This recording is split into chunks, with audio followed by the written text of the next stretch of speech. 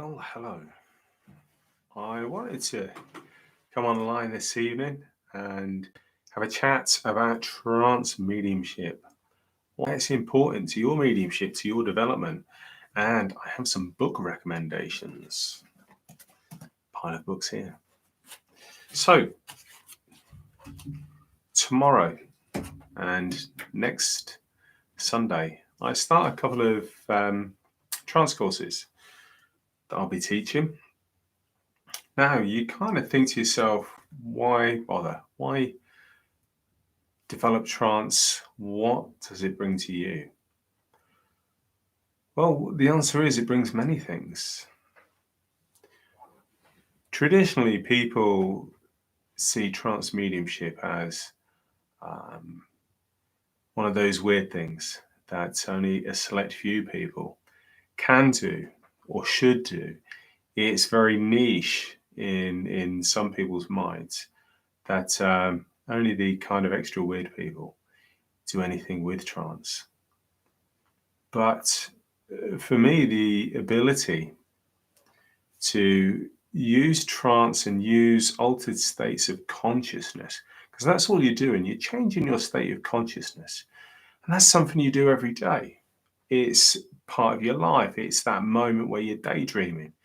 It's the moment where you're looking out the window and your mind is elsewhere. It's not focusing on maybe what's being said. Trance is a beautiful aspect of mediumship. It's something that I really believe will enhance all areas of your mediumistic development. So even if you say to me, I don't want to be a trance medium per se to deliver philosophy, then I still would recommend it, in the sense that I would recommend that we develop that receptivity, that ability to make yourself available to the spirit world, to the spirit communicator. So we're talking of someone's loved one. How does trance feel to me? It feels beautiful. It feels loving. It feels like I'm in a connection that I don't want to let go of, that I'm feeling this otherworldly influence. And I guess they are otherworldly. They're in the spirit world. I'm feeling this influence where the character, not just the image, the character, the personality, the persona, the thoughts, the humor, all of those things that you would associate with someone if they were sitting right in front of you now, all of those things I become aware of. I become part of that experience where it seems that there is not a separation between me and that spirit communicator. There is a sense of coming together, a sense of getting to understand them with greater clarity than maybe I realized that I could have. So it's not about finding out their shoe size, their favorite color, what they like to eat. Sometimes it's about, what do you want to say? What's your story? What's your message to your recipient who may well be sitting in front of you, either in person or over the internet? So what difference does that make, you may ask? Feeling is believing. All right. Often they say seeing is believing, but feeling for me is believing. So if I see an image in my mind, naturally part of my mind questions whether the image is of my mind or through my mind from spirit. And that's understandable. You know, we, generally speaking, we want to work with the highest degree of integrity. And of course, it's a human trait, it's a human characteristic to worry sometimes that we don't have the connection that we want. So how can we change that? Well, over the time that I've been using trance with my mediumship, you get to have moments of realization where you realize that thoughts and perspectives and so on are coming through your mind, and you're not necessarily thinking about them yourself, but you're becoming aware of them being shared with you. And who is sharing those thoughts? Well, the answer is your guides, inspirers, loved ones, other people's loved ones. They can use the ability to connect to your consciousness, your mind, and your heart in such a way that it becomes a tangible experience for your recipient and for you as the medium. Now, there's lots of confusion, I would say, misinterpretation of what qualifies as genuine entrancement with the spirit world. Well, a lot of the students that work with me, there's this hesitancy, this doubt, this fear that comes into their eyes. They'll say, Andy, I was whatever being spoken through me. I wasn't fully out of it. I wasn't taken away to this otherworldly place. My recollection is there to some degree. And when people think to themselves that the state of entrancement involves you not having any influence, any awareness of what's going on, that's a great hindrance to your development, because we have to realize that we are becoming part of something greater than ourselves, whether that be a spirit guide or inspirer, whether that be a loved one in an evidential reading. In my experience, that's all I have, is the understanding and the awareness that as I attune myself to the communicator, as I have this internal dialogue with them, they respond to me. They become part of my awareness. As their hold, if we use that description, becomes stronger, what I notice is my thoughts, my mind becomes subdued to some degree.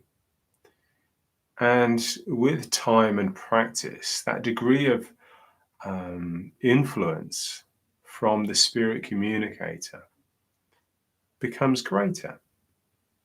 Quite simply, they are able to exert more influence over you by not pushing you out of the way, not removing you from the process, not having you as some sort of bystander, but by you understanding the process and allowing the development of the connection to unfold as it needs to on a case-by-case basis. So a loved one may need time to find that way of influencing you. And it may be that through a state of entrancement, you're not unaware. You're not, sitting there with your eyes closed and finding that a specific amount of time later, you just wake up into this new reality. What will happen is that you will find the communicator entrances you And the clairsentience, the clairvoyance, the clairaudience, the clairgustance, the clairalliance, the claircognizance are all working to one degree or another. And with that state of entrancement, you then feel yourself becoming party to the personality, the character, the way that the person really was when they were alive. You may find that the recipient watches you or listens to you and thinks to themselves, it's like the person, the medium, is becoming my loved one.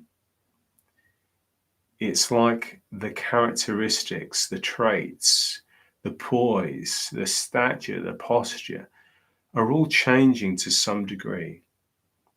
And it would remind you of things that your loved one used to do.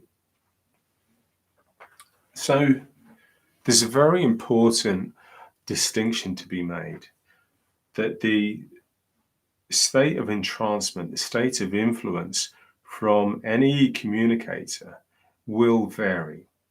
It will vary through their ability to merge, to blend, to become part of your consciousness. And it will also depend upon your proficiency as the medium to allow that process to happen by understanding how it happens.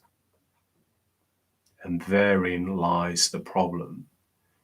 Often there are many people that wish to develop this aspect, but if truth be known, they do not know how it actually happens. Closing your eyes and speaking differently is not entrancement. You can call it what you want. But what you will find is when you close your eyes, you enter into that receptive state of mind. You allow the blending to take place. And that time that you need is unique to you. It may be that that process happens really quite quickly. It may be that it takes quite a while because you're finding your feet. You're finding the way that works between you and the spirit world. There is not one size that fits all. In my classes, I encourage you to be who you need to be. I give you my experience, my perspective, but I encourage you to find out who you are, to find out how your connection works, because you are unique. That won't be a surprise to you to learn that you are unique. So why, when we're developing trance, would we seek to be the same as someone else? Why would we seek to remove our individuality when we're good enough as we are? However, there are some truths, there are some understandings that are not unique to you, that we must understand the process of communication.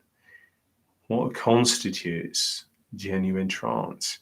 How you can tell as the medium that you're in a state of entrancement, and how you can tell someone else is in that state of entrancement. So I would advocate that trance mediumship isn't as unique as maybe people think. I would say that there is a great deal to be learnt from those that are willing to place time into developing this aspect of mediumship, and watch as it enhances all aspects of your mediumship. I know from when I'm doing evidential readings or when I'm practicing within a circle environment, I know that as I become that communicator, I feel that essence. I feel myself entering into the flow of that consciousness. And I truly know that I'm connected. That then enables me to lose some of the self-doubt, some of that voice in my head that doubts that, it really is the person that I believe it to be. So, you've heard me speak for around about 15 minutes now. So, what I'm going to do is I'm going to attune myself to my spirit guides. What I want them to do is to blend with me, to merge their consciousness with mine. And I will allow them, I will invite them to share that time with me, share their consciousness, and let's see where that goes. So I'm just going to take a little drink of water and I'm going to attune myself. So there will be silence for however long I need.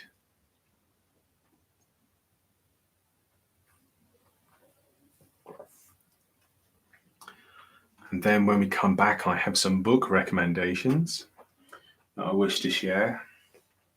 And we will see where we go from there. So bear with me. I'm going to go into that state of attunement with the spirit world.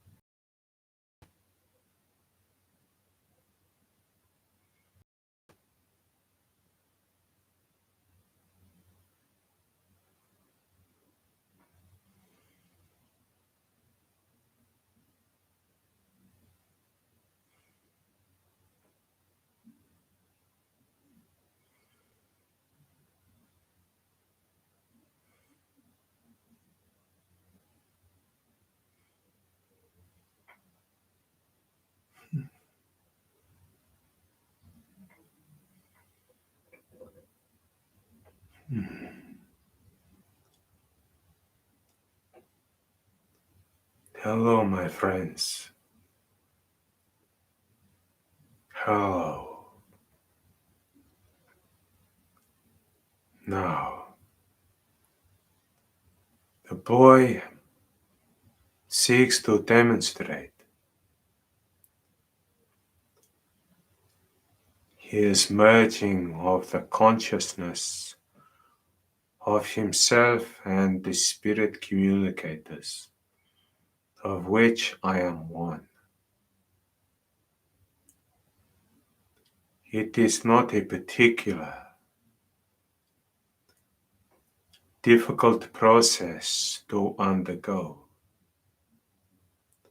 but it is one that involves a degree of trust and understanding between medium and spirit communicator. The consciousness that connects to him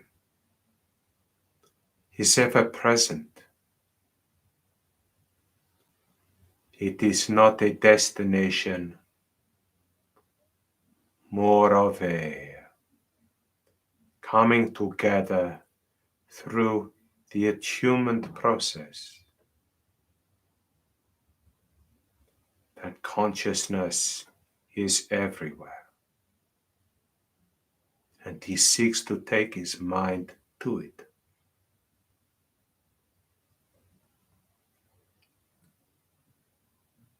This way of life, because it is a way of life, it is the truth of a way of being that has been lost in many ways.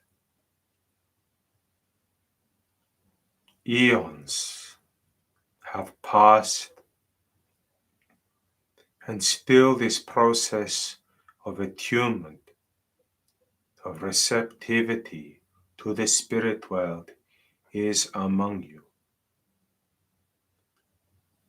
There is talk of pioneers from maybe 1 or 2 centuries ago. In the grand scheme of things, it is but a fleeting glimpse. The oracles, the seers, the sages of old would predate these pioneers by many centuries. It is merely another stage of the same thing. Another stage of awareness of a discarnate entity who is seeking to influence or impart a wisdom or a truth, or to share a voice or a message through someone that no longer has the voice, to someone that does have a voice, who will act as a speaker, a spokesman or woman.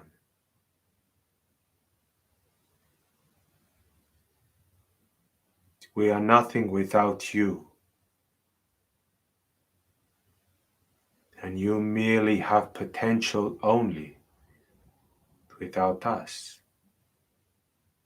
So you see, there is a vested interest between us both.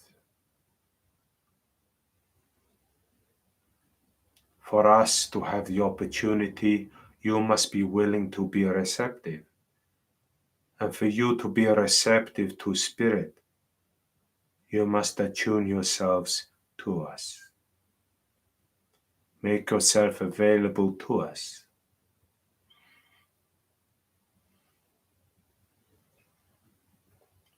Who would seek to do such a thing? What type of person would seek to have a discarnate entity speak through them? Well, the truth is that you are merely a passenger within the vehicle that you call a body.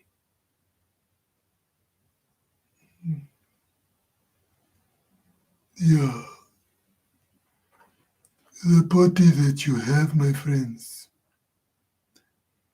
is a temporary garment that you wear. But who you really are is the etheric form, seeking to have this thing that you call a body, for you to walk or feel the sun upon your face.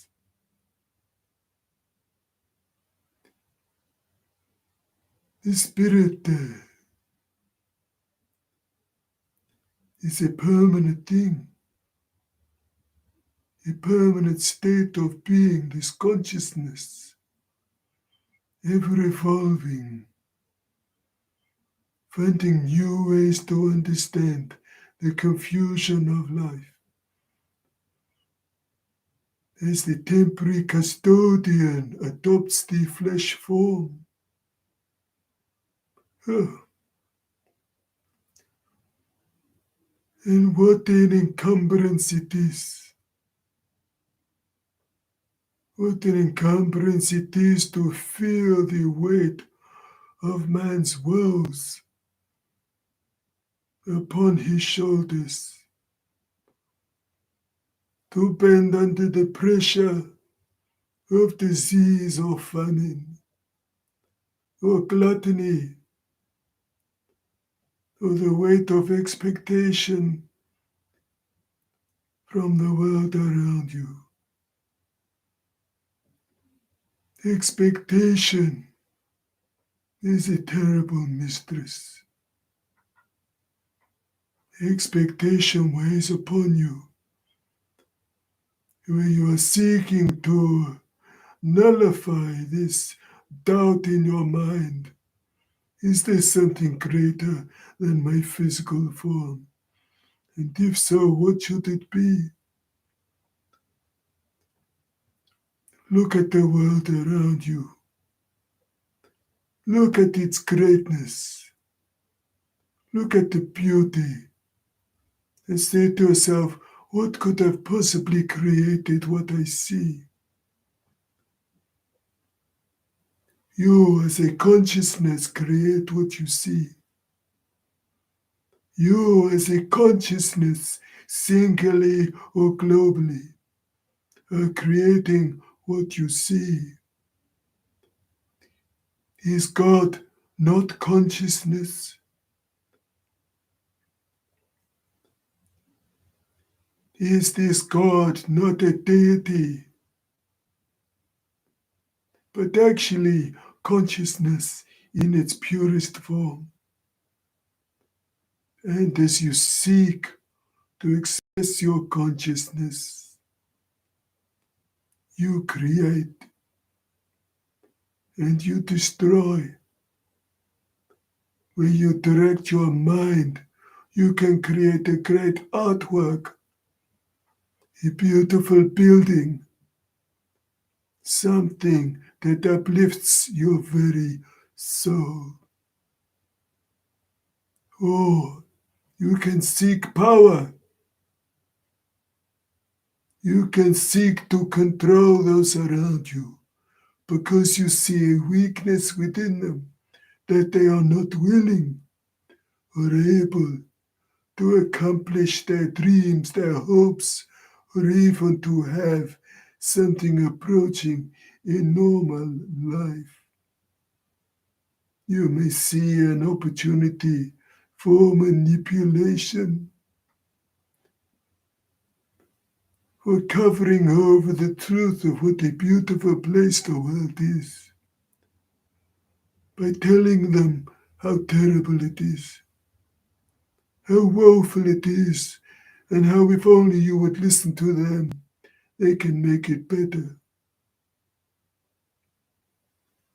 How about you stand up and you rise to your feet and you say, I can create the life that I want.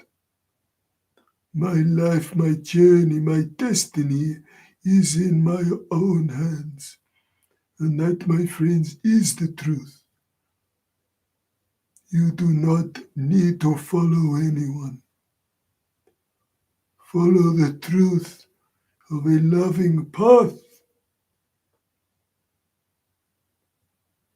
Love, my friends, is the eternal truth. Love is the reason that you should get out of bed in the morning. Love is the reason that you should look at those that you love and tell them regularly. Tell those that you love them. Do not take it for granted that they will know. For the truth is, the world can seem like a formidable place. However, there is a great beauty within the words and the wisdom of those around you. Those people that you may see sitting in a chair, their faces a mass of wrinkles, their eyes glazed over by a lifetime of memories. Look at them. Appreciate with every fiber of your being that those wrinkles were earned. That they were earned by toil, by experience, and that great wisdom within that face, within those eyes, that mind that may be forgetful. Do not pass those people by. Seek them as the greatest purveyors of wisdom that you are likely to encounter in the journey of your life. For they truly are filled with wisdom. And many, through the passing of the ages, through the loss of those that they love, feel lonely. They feel like their life has been wasted, that their body is failing them, their mind might become forgetful, but they still have something to offer.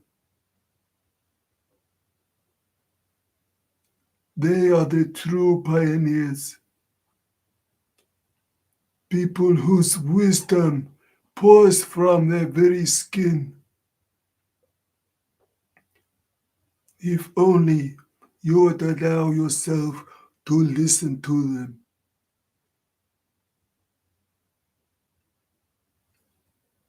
This journey, this coming together of spirit and spirit, both discarnate and incarnate,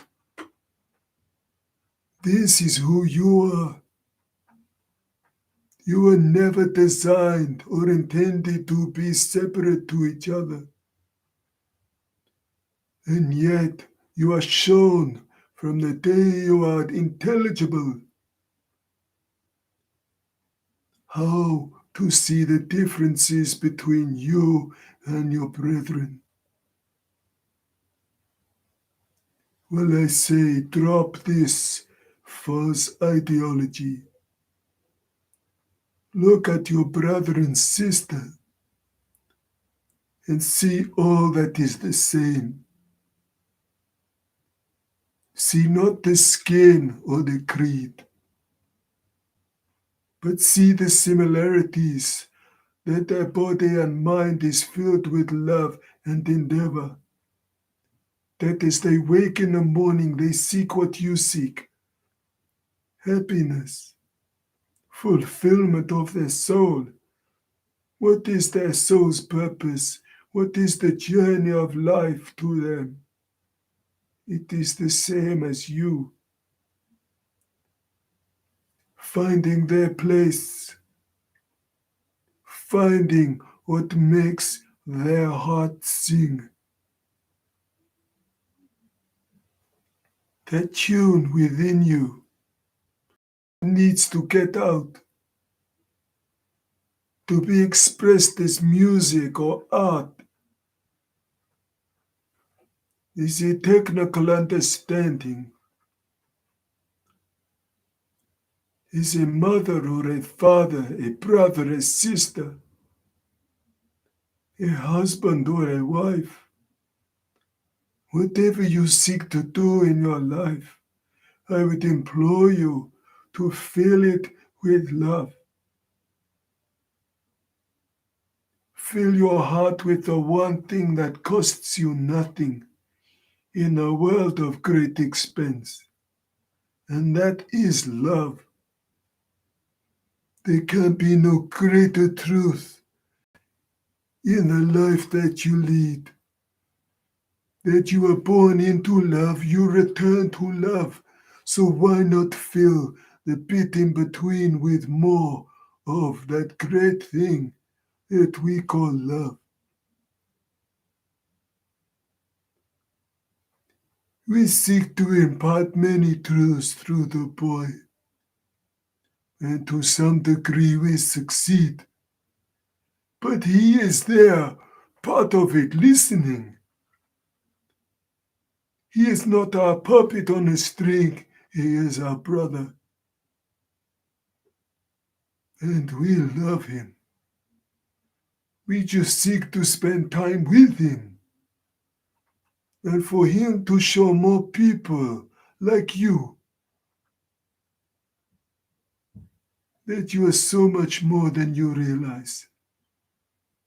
Do not allow anyone to tell you that you cannot until you have tried it yourself and found out whether you can or cannot.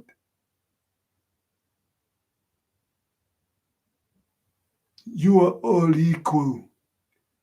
You may feel unequal at times, but let me assure you, in the eyes of the Spirit, you are all equal. Share your equality. Share your love. Share the promise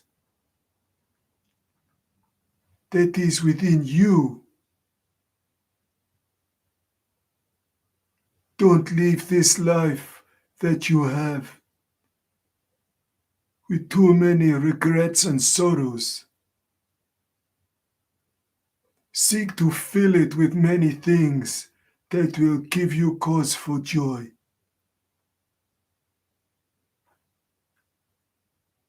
Seek to sit within the spirit realm when your physical form has failed you and say, I lived a good life. I lived a life I could be proud of. I made mistakes, but at least I did something. At least I had the tenacity, the willpower to do something about my life. That you are in control of it. It does not just pass you by unless you are willing to allow it to be so. My friends, we do not seek to lecture you, just to remind you of the great power that you have. Every one of you, an equal. Every one of you, an ambassador, a pioneer for your own soul's journey. Make the best of what you have and do not live with regrets. My friends, we will return the boy to you, and it is a great honor to share this time with you. And we wish many blessings upon you all. Thank you.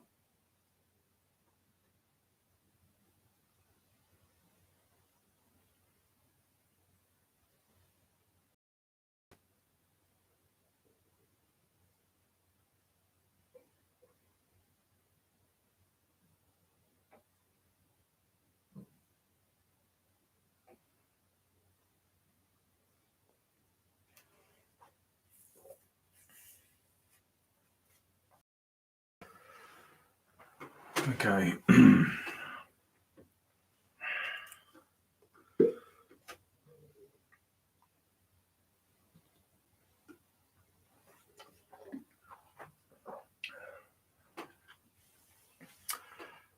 So, I hope whatever was said made sense. I hope you can see that trance is a beautiful, beautiful way of working with spirit. I love it deeply. I really do.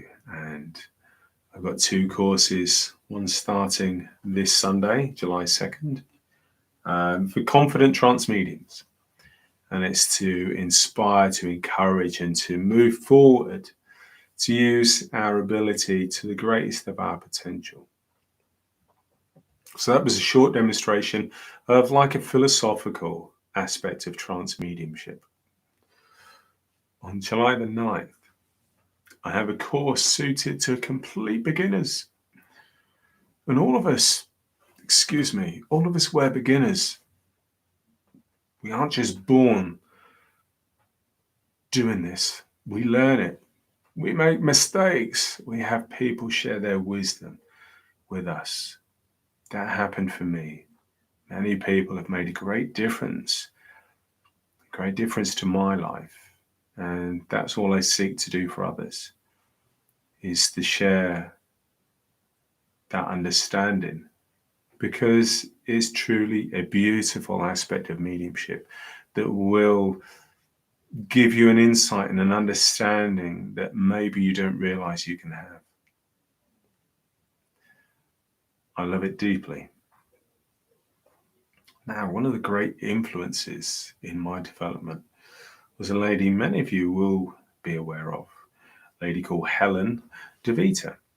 Now, Helen lives over in Ireland, and she's a former tutor of the Arthur Findlay College and highly respected within mediumship. And she's just a great lady. You chat to her, wisdom pours forth in abundance. And while Helen no longer teaches at the college, the ability to access that wisdom is ever present. And I've got 4 books here that I want to go through and I want to talk about, and I want to just make you aware of them. Maybe you're not aware, maybe you're seeking guidance. Now, one of the services that I offer is the spiritual assessment. What we're looking at is the potential within a person's mediumistic and psychic awareness, looking at aspects that may wish to be developed as we connect to the energy of the medium, of the person. And that can be done remotely or in person. So you're looking to offer clarity, guidance for the path, the potential areas that may wish to be developed by the medium.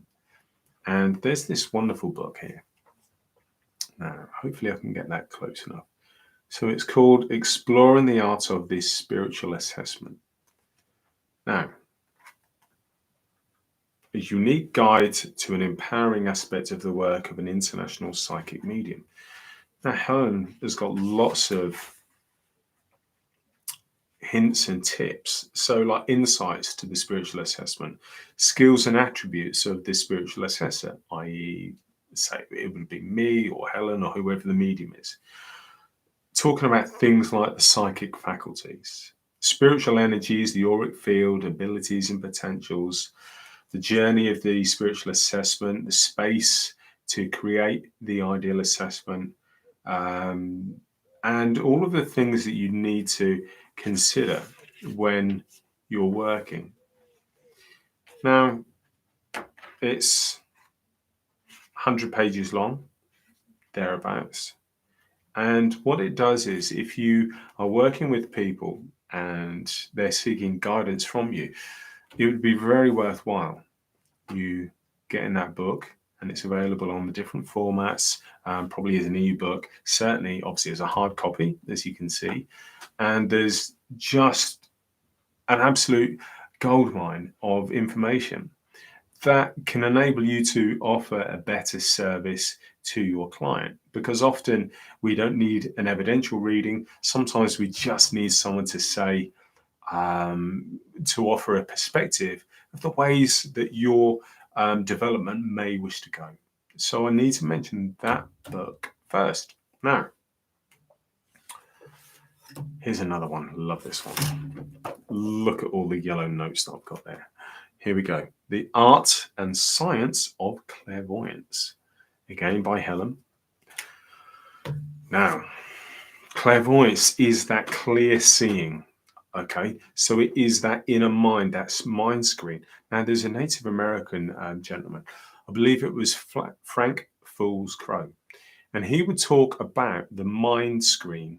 He talked about this screen inside his mind where he saw images and he saw what he needed to do when he was talking about doctrine and medicine and healing in the Native American culture. Now, he lived to be a wonderful, I think, 99 years old. At a time when the life expectancy of a Native American gentleman would have probably been half that. Now, it shows that the clairvoyance isn't a Western mediumistic faculty. It is everyone. Everyone has it, everyone does it, everyone can do it, and it's the most wonderful way of receiving information from the spirit world. So let's look at the different topics. So we have like timeless natural clairvoyance, classifying clairvoyance, the power of vision, second sight, and neuroscience. So obviously Helen's a very intelligent lady and she has a background in psychology or something related to that. So apologies if I've got that wrong, Helen, but that's kind of what I remember. Clairvoyance, precognition, prophecy, and fortune telling. Pathways to developing your clairvoyant ability. Now, there's lots of actions, as in exercises that you can do that Helen will, explains in the book. There's stuff like this, like clairvoyance with symbols, signs, and visual memory. So the spirit world uses what's in here, what you've remembered, what you're aware of.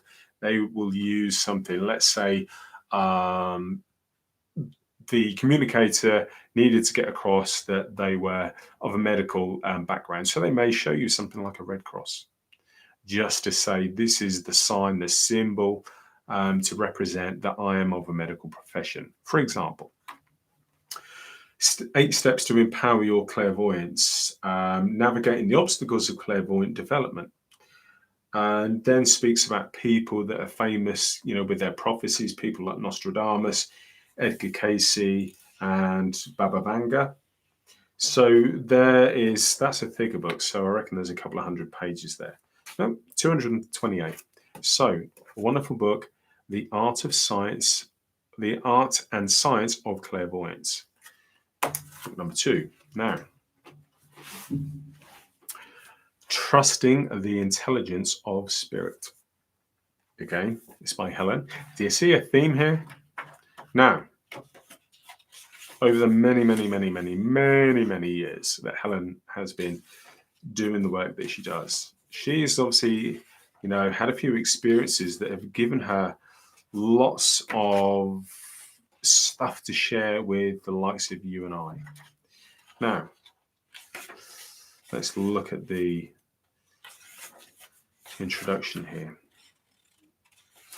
So there's lots of things where she shares experience that she's had with communications from the spirit world, examples of how she's received information, beautiful stories. And I don't want to spoil it for you because, let me tell you, this book got read in about a day.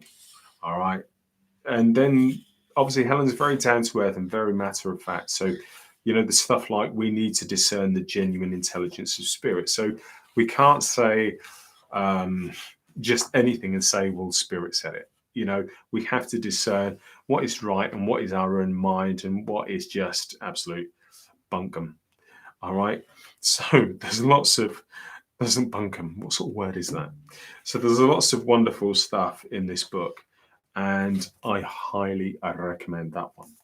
Last but not least, this is Helen's latest book, The Anatomy of Intuition, Nurturing Your Soul's Gift. Now, this has lots and lots of stuff in here. So let's look at the sort of things that we're talking about. So the intuitive soul theory. We have everyday intuition. Are you intuitive or psychic? When you know a personal experience, grounding, the 4 energy states, physical, mental, emotional, and spiritual, the intuitive hearts, dowsing, psychometry, the mind, body, and soul is talking to you, etc., etc. There is an absolute goldmine of information. 260 odd pages. I've lost my place. Now, why do I mention these books? If you go to helendevita.com, Helen has CDs, she has downloads, she has development material that can help you with your trance, that can help you with your understanding just by reading about experiences, reading about all of the different things that she has learned, tools to enable you to make a better connection. And I just want to kind of highlight the great wisdom that is out there. And so please do take a look. You can find Helen also on Facebook. So maybe take a look at her pages. So she's got one that I believe is called Writing a Spirited Journey. And so there's lots of experiences that Helen shares to enable you to become a better medium and to give you food for thought. And ultimately, that is what people like that for. Now, before I go, I just want to mention the sort of things that I offer as a medium. So trance development is a real passion, as if you've probably guessed already. So whether you're a complete beginner, a novice, whether you're more experienced with your trance mediumship, and you want guidance, you want help, you just want other people to work with that are like you, I offer that opportunity. We can work as a group. I offer one-to-one mentoring. Okay, so you can go to my website, andrewcodling.com, and you can book private sessions with me where we can discuss your needs, your wishes, and we can develop an understanding and an approach to give you a better connection for your trance mediumship, for your regular mediumship, and we can work in that way. If you want an evidential reading, we can do those too. We can do the spiritual assessment if you're looking for clarity or guidance on your mediumistic path. So do take a look. You can find more material on my YouTube page. So it's Andrew Codling, medium and tutor. You can find me on Facebook, again, Andrew Codling, medium and tutor. I'm incredibly passionate about what I do, and I like to offer a safe, a supportive, and a relaxed environment, a fun environment to learn in. Okay, I don't want you to be like me, I want you to be like you. I want you to find out what makes you you. And all of those questions that you may think are silly, I've probably already asked them. I will give you the benefit of all the mistakes I've made, of the wisdom that has been shared with me, through people like Helen and others. Wisdom is shared, it is passed down. That's why we have it. Okay, so it's not to be kept. I don't own wisdom, and I will share that wisdom that has been shared with me. And I will tell you about the people that have shared it, all right, and why it meant something to me. So I will leave this video, this recording now. And thank you for your time. If you watched some of this, all of it, and maybe our paths will cross in the future. But for now, I'll say goodbye, thank you, and I wish you a wonderful life. See ya.